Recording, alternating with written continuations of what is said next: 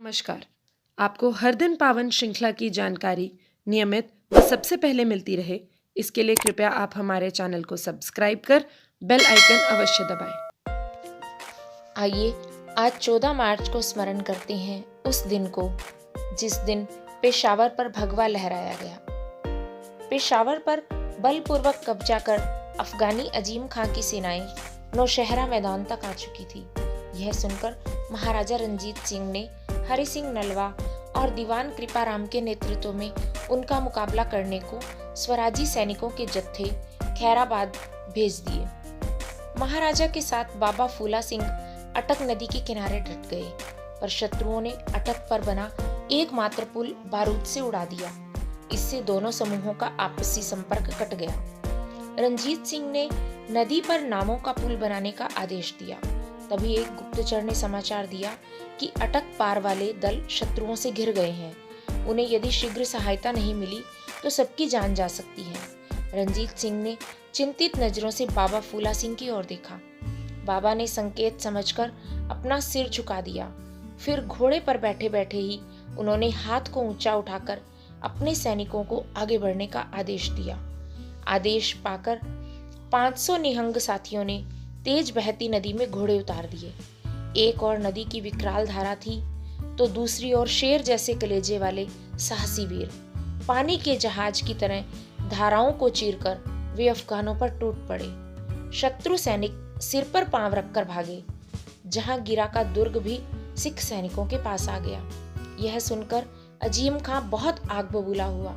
उसने सैनिकों को बहुत भला बुरा कहा, कुरान की कसम दिलाकर फिर से लड़ने और इस अपमान का बदला लेने को तैयार किया। अफगान सेनापति मोहम्मद खान ने 30,000 सैनिकों के साथ तरकी की पहाड़ियों पर मोर्चा बांधा। रंजीत सिंह ने फिर से बाबा फूला सिंह के नेतृत्व में 1500 सैनिक भेज दिए, लेकिन फूला सिंह जरा भी चिंतित नहीं हुए। उन्होंने सैनिकों को ललकारा। गुरु गोविंद सिंह ने चिड़ियों से बाज लड़ाने की बात कही थी, आज उसी का अवसर आया है।